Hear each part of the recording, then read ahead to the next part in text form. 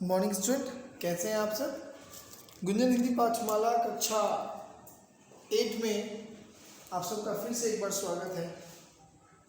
तो हम अध्याय 10 को पढ़ रहे हैं, उसके प्रश्न उत्तर को कर रहे हैं और एक शब्द साकार हुआ अमर ज्योति, जो कि एक इंटरव्यू शैली में बातें पूछने और उसके उत्तर देने के क्रम में यह अध्याय को लिखा गया है।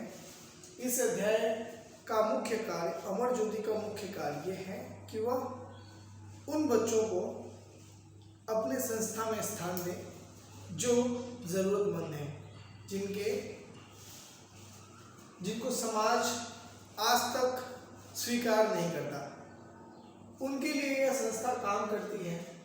और ऐसे संस्थाओं में मुख्य चीज़ ये होती है कि वह विभिन्न तरह की चीज़ों को एक साथ लेकर चलते हैं। जैसे अमर ज्योति विकलांग बच्चों एवं विकलांग लोगों को जो मानसिक, सामाजिक, सांस्कृतिक रूप से पिछड़े हैं, उनको स्थान तो देती ही है, साथ साथ ऐसे विशेष बच्चों को साधारण बच्चों के साथ जो आराम से नॉर्मल अपनी ज़िंदगी जी रहे हैं, जो हमारे और आप जैसे हैं, साधारण बच्चे, उन्हें भी एक ही संस्था में उनके साथ पढ़ाया जाता है, सिखाया जाता है। क्यों?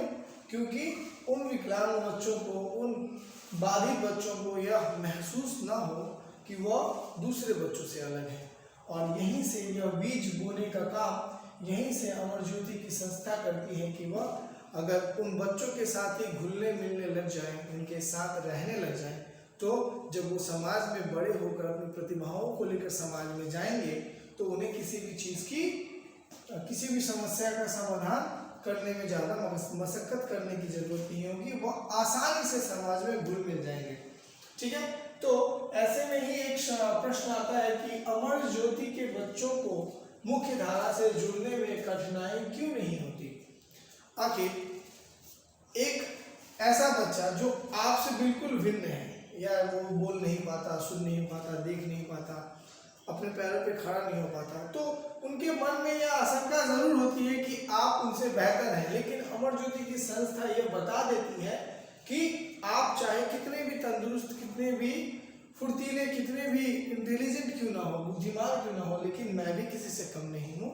और ये विचारधारा आत्मविश्वास और आत्मनिर्भरता की धारा, मुख्य धारा से उन्हें जोड़ देती है और उस समाज से जोड़ देती है जिस समाज ने उसे कभी एक्सेप्ट किया ही नहीं।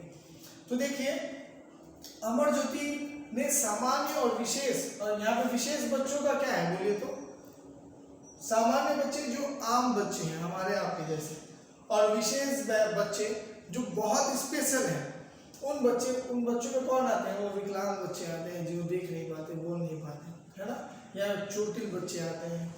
तो उन्हें विशेष की संज्ञा दी गई, मतलब सामान्य से ज़्यादा अच्छा, है ना, जिसे हम आप एक्सेप्ट नहीं करते। तो विशेष बच्चों दोनों साथ साथ पढ़ते हैं। इसलिए क्यों पढ़ते हैं? क्योंकि विशेष बच्चे भी साथ में रहकर समाज में अपने आप को स्थापित करना सीख जाते हैं और उन्हें मुख्य धारा से जुड़ने में कठिनाई नहीं होती।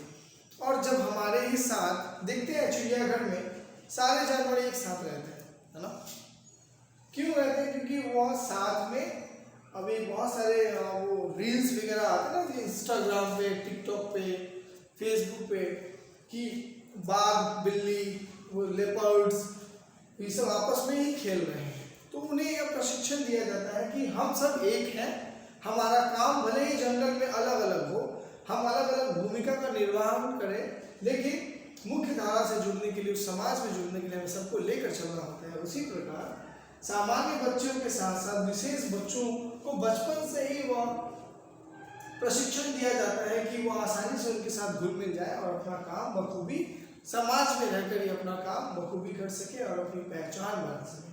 ठीक है, तो 14वां नंबर प्रश्न देखिए, समाज का इन बच्चों के प्रति क्या कर्तव्य है, और इन बच्चों के प्रति समाज का क्या दायित्व है, क्या कर्तव्य है, भूमिका क्या है। हम भी समाज का हिस्सा है ना, मैं, आप सभी, और हमारा क्या कर्तव्य बनता है, क्योंकि हम ही से तो समाज बनता है। तो ये बच्चे समाज की मुख्य धारा से जुड़े मतलब वो तो जुड़ना चाहते हैं, जोड़े का मतलब हम उनको कैसे जोड़े, और इस कार्य को समाज अपना कर्तव्य समझे, क्योंकि तोड़ना आसान है, जोड़ना बहुत मुश्किल है। तो जोड़ना सीखिए, है ना। और समाज इन बच्चों पर दया ना करे, सबसे बड़ी बात, समाज ऐसे बच्चों पे दया ना करे, माया ना करे, ममता ना करे, क्योंकि उन्हें कठोर बनना है आपकी तरह, हम, क्योंकि इस क्रूर संसार में तो जीना भी है ना। तो दया ना करे, उन्हें उनका हक दिलाए। जो परिवार ऐसे बच्चों को कहीं छोड़ आते हैं, अनाथ आश्रमों में फेंक आते हैं, है ना, उनके प्रति उनका प्रेम शायद कम हो जाता है। तो ऐसे बच्चों को उनका हक उनके ही स्थान पे दिलाने के लिए आवाज़ उठाइए, है ना। और सभी सार्वजनिक मतलब सारी जगह पे जहाँ आदमी जा सकते हैं, मॉल्स हो, शॉपिंग मॉल हो, घूमने की जगह हो, मूवी थिएटर वाले जगह हो, पार्क हो, सभी जगह जो सार्वजनिक है, जो सबके लिए है, स्थानों पर इनके लिए आवश्यक सुविधाएं दी जानी चाहिए, है ना।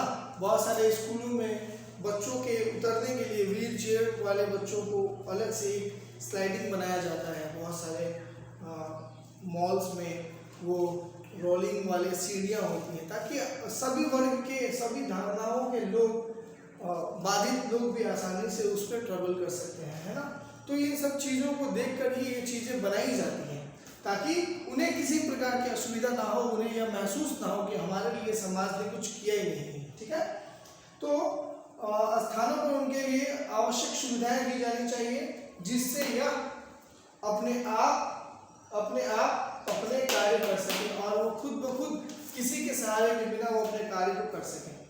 तो अमर ज्योति ने यह काम स्टार्ट तो किया है, लेकिन इसका रिजल्ट भी बहुत आया कि ऐसे बच्चे नेशनल भारत को कहीं दूर विदेशों में, राष्ट्र झांकियों में अपने आप को प्रस्तुत करते हैं, और हमें गर्व होता है कि यह भी हमारे समाज का हिस्सा है।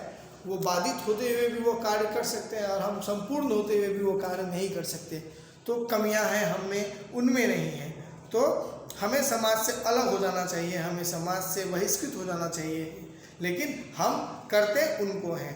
तो ये विचारधारा को हमेशा के लिए ख़त्म करके एक नई ज्योति जगाने की बात की गई है, अमर ज्योति जगाने की बात की गई है, जो कि वह ज्योति कभी मरती नहीं, ठीक है, वो अमर रहती है। वैसे विचार होते हैं कि अपने अच्छे विचारों को कभी मरने मत दे, वह एक से दूसरे तक पहुंचाए, दूसरे से तीसरे तक पहुंचाए, ताकि ऐसे बच्चों को मुख्य धारा से जुड़ने और जोड़ने में कभी भी किसी को कठिनाई ना हो, ठीक है। इन्हीं चंद शब्दों के साथ यह अध्याय को अभी हम लोग खत्म करते हैं। अगली कक्षा में कुछ और प्रश्न उत्तरों को लेकर सामने आएंगे। फिलहाल के लिए इतना ही। आप सबका बहुत बहुत धन्यवाद, और दिए गए प्रश्न उत्तरों को ध्यान से पढ़ें और की हुई कॉपी में लिखें।